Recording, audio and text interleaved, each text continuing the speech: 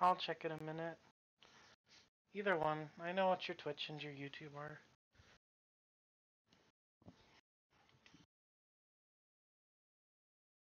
Brush in his bathroom. I remember when I was a kid, my brothers would play wiffle ball in the driveway, and I worked. Now, I would leave my house at 10 o'clock in the morning in the summertime. Is the picture you're painting for me here that it was tough economically? No, it was going to leading up to what trash my brothers were, because they would be playing wiffle ball in the driveway at 10 a.m. And when I came back at 4 o'clock in the afternoon, they were still playing the same game of wiffle ball. They played wiffle ball for 6 hours in the driveway. So you were the more responsible one. I was Abraham Lincoln to them. Yeah, and they were all John Wilkes Booth.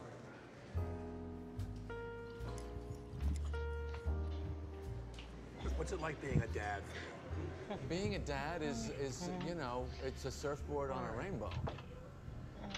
You're getting all you can handle of life. What I like about having kids is when they're in the toilet and you knock on the door, they just go, come in. Nobody else does that. Nobody just invites you in while they're on the toilet defecating. Yeah. The demographic for the Academy is very, very interesting. Like, I went there and I hosted the Oscars, and you'd have people walk up to you, and it was very touching. I was very moved. And like a guy would walk up to you that was like 80 years old. This guy walked up and he goes, There we go. I was a stunt coordinator on She Wore a Yellow Ribbon. Yeah. And I just want to say thank you very much for doing this. It means the world to us. You're taking the time out of your business. Cut to the next woman. I'm Muriel Whittingham. I was the art director on Vertigo. And you go, oh my God. Okay, so you're going to get to change the whole thing from the bottom up. What would you do? What would the better Oscar show be? It would be 2 hours long. And you'd have a lot of reverence for film, and you'd have it be much more serious. You That would work. too. No, that's the problem. Do you ever host the Oscars? No. You would never. No. You wouldn't even get near. Never. You wouldn't even get near them. No. Can I get some more iced tea? No. Thank you, Roger. If you're producing and I can talk to you during the broadcast and you're off camera there. Like yeah, Freddie I'm in. Gordon. Sure. I'll be your Rip Torn. Yeah. Rip Torn did a part in B-Movie with me. I love that guy. He came on the show with me, and I go, where do you live? He goes, I live up there in Salisbury. It's I said, "What's it running. like up there where you live?" And he literally said to me, he goes, well, he said, some of the people up there are a little strange. That's One good. time I was in a bar up there, and these two guys were at the bar, and they gave me the eye, see, and I knew something was going to go down. I'm sitting there going, what? What happened? He goes, well, I started to go out the door and go to the car, and the one guy makes a move on me, so I crack him in the jaw. The other guy smashed me with a bottle in the face. I kick the other guy in the balls. I stick a fork in the other. He's described this Peckinpah-esque melee. And my mouth is on the floor. I go, when did this happen? He went, last summer. He's like 74. He is. That's great. Yeah, he's crazy. That's great. He's crazy. This, by the way, is your curse, and I say this about you all the time. You're a gifted, gifted actor who was cursed with the mind of a writer. I've gotten more into that as a result of being around the people I've been around. But I don't think I'm that funny, but I'm totally comfortable when I say I learned a lot from being around them for 6 years. They taught me a lot. They taught me a lot. What you know cannot be taught, my friend. Well, in some ways, Just yes, take I the appreciate that. I compliment. appreciate that. You realize we have to leave Rebecca a $1,000 tip, you know that? This is the situation we painted. I moved downtown. It's Tell very me how strange. it's going. Oh, it's so strange. You're in your apartment, and like at 3 o'clock in the morning here. Yo, Steven! Steven! Get back here! Like a full 5 minutes go by, and that's... Yo, Steven! I'm like, she's still at you, Steven. It's like it's a pot that's just... That's the roiling. energy of youth. Only youth can give you Only that. young people can keep Yeah. those flames burning, those pots boiling all that time. Yo, Steven! Steven! Get back here!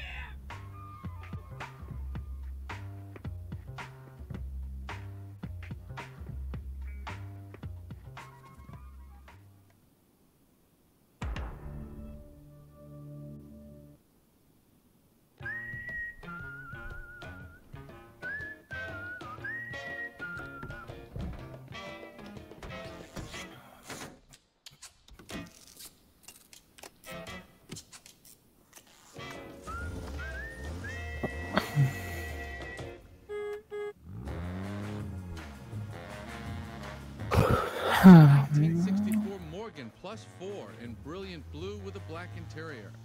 It has a 4-speed manual gearbox and dual carbs feeding a 105 horsepower motor.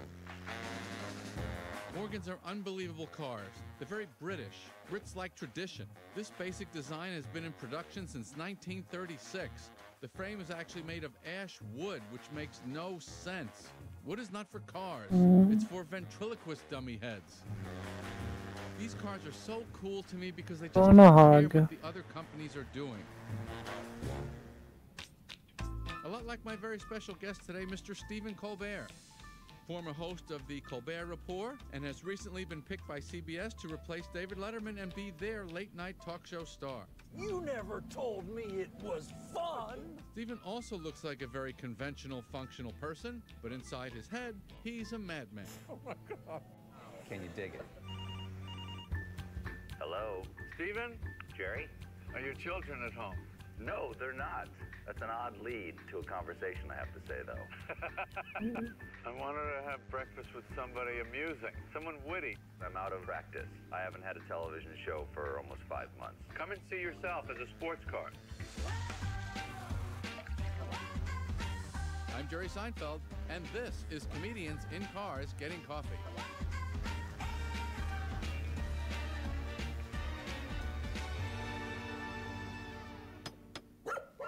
Hey. Scratch, now lick. There it is. Wow. Now, is this original? Yeah, it's wood frame, so you don't have to worry about rust, but you do have to worry about termites. It's gorgeous. I want to ask you for a stick of Beemans before I strap in here. I think my beard even matches this. Whose car is that? The wife? That is my daughter's. Oh, your Soon to daughter? be my son's. But Sex change? That's... We don't know. Is it just a matter of time before transgender is an airline? You just get on one sex and you get off the other one.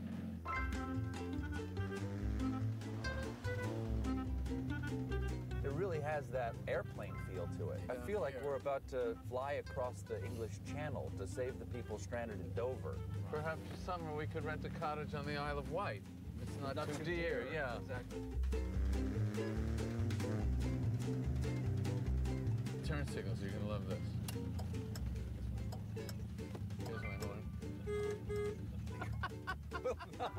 Will not help you in any way. Oh, we're British, we don't need help. We're just fine as we are. Go and take out the little book too, I love the book. Does it have like a section on etiquette in here? Do not interrupt the driver mid-shift. How adorable. I mean, it's adorable. You have like a little mouse should live in there. Like there should be a little mouse. His name is Wilfred. He goes, can I get Master anything?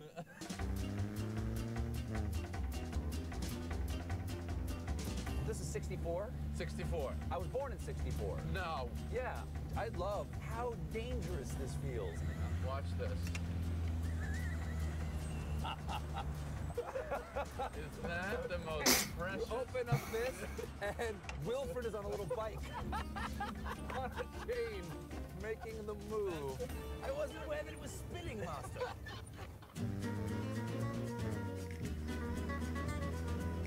I started off thinking I was going to be an actor, and then got hired by Second City, and did sketch comedy and like cabaret for years.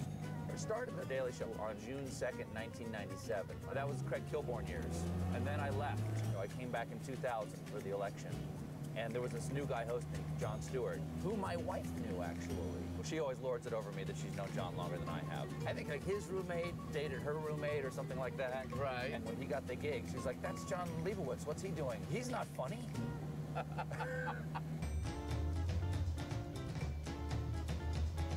You're one of the greatest television performers I have ever seen. Can I get out here? I'm just telling you that. That's very nice of you to say. You really are on TV. You had to do that. You had to. Jesus, on yeah. TV. Well, I've never seen. You're not a stage performer. I was at a certain Yeah, point. but I never saw any of that. I'm telling you what I saw. Fucked There's a up. lot of people on TV, Stephen. A lot. You're very nice. What you do You're still gonna with get fucked up by the boss, though. And the energy and the fun. You never seem tired. I was ready to It's the stop. solution. Oh yeah, I was gonna stop whether or not. Really? Oh yeah, the Letterman thing fell in my lap. Why'd you stop your show? Your show was a very good show, Jerry. We were one of the greatest performers I've ever seen. Usually kills you. On NBC. One of the greatest performers I've ever seen on NBC. Let me reach over there. Not only a death trap, A suicide rap. You, Ari. We better get out while we're young. With the boss. What time would you get home at night? for the first couple years, it was like I lived there. I'd try to be Kills like you the first guy in when the you fight the morning, and I boss. wouldn't leave till 11 o'clock at night. Wow. And yeah, because we didn't know what we were doing.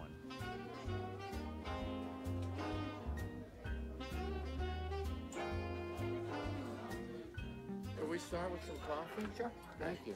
Hey, if you say so. Yeah, I saw your beard recently, and I thought if he hasn't shaved, this is going to be gruesome. But I see that you're I'm going for a mid-career Connery. a mid-Connery, we call it. I'm mid-Connery. When I was in Chicago and I'd be auditioning, never got anything, by the way. Really? I think I got one Iowa Bank commercial. So remember these 3 words for banking convenience. You're first here. At first here. I like the way you adjust your glasses. What did I do? Yes, it's refined. It's like cleaning your pipe. Like if you had a pipe, yeah. you could do this. You go, well, Jerry, let me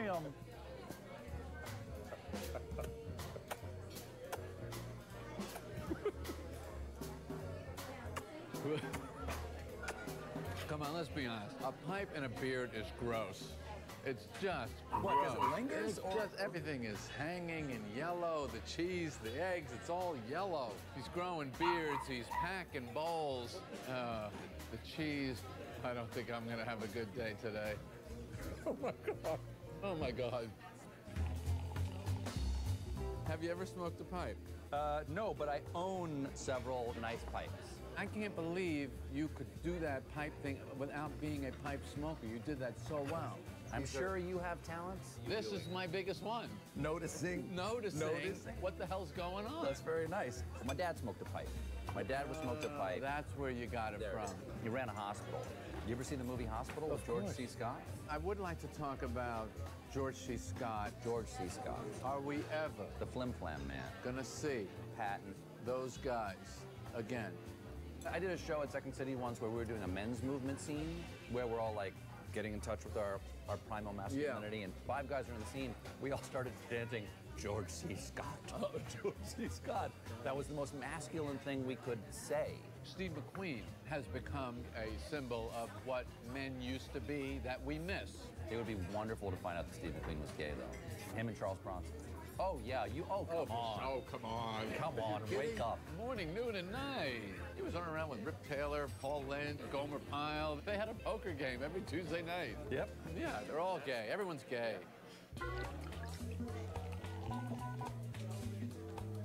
Not to belabor, even though there's nothing I love more than to belabor. You saw guys like George C. Scott, and you go, I want to be like that. Right, well, also, it goes with the astronaut core, too. Laying it out over the line. That's why I said when I got in your car earlier, you got to stick a Beemans. Chuck Yeager, the Beemans. Okay.